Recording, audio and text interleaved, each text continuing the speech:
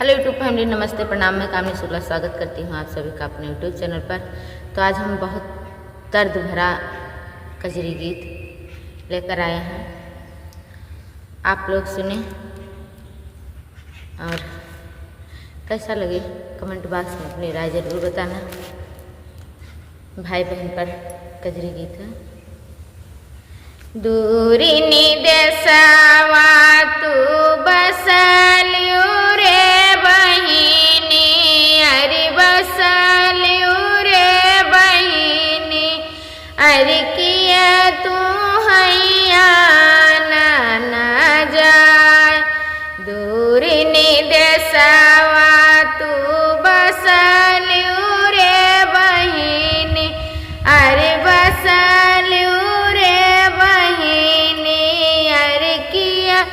तू हैया ना जाए, आना न जाए हाय हमारा बीरनवा, अरे हमारा बीरनवा, अरे जिहा कई बहिनी ससुरार, आना न जाए हाय हमारा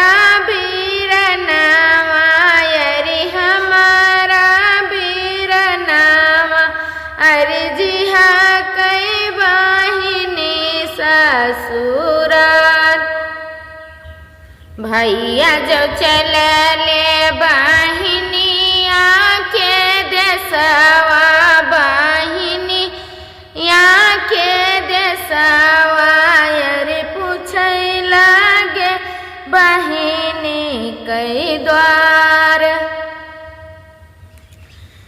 बहिनी जो पूछाई अपने सासू से, अपने सासू जी से कहो सासू भैया भेट जाए।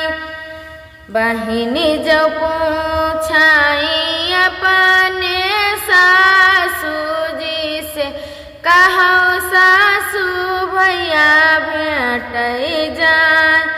जतन डेहरिया मांगे हुआ भरा है, अरे गेहुआ भरा है, अरे वतन पीसना पीसे जाओ।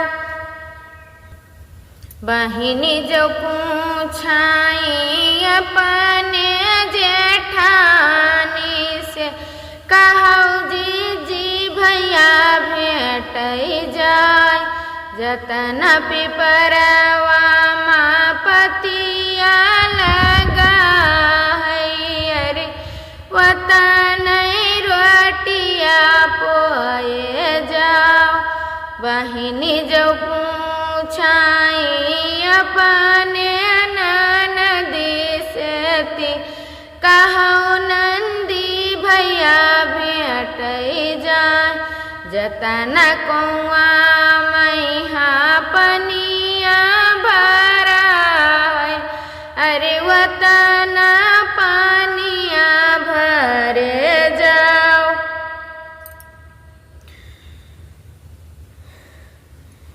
द्वारे पर बैठे भैया अरिया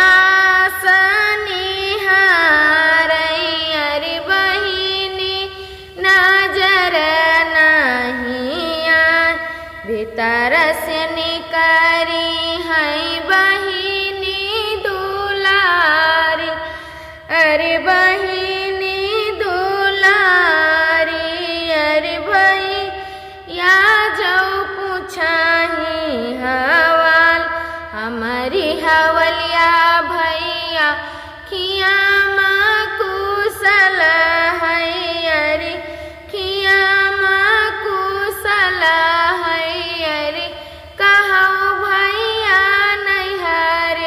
कई हाल। नैहर हवलिया बहिनी खिया माँ कुशल है, अरे खिया माँ कुशल है,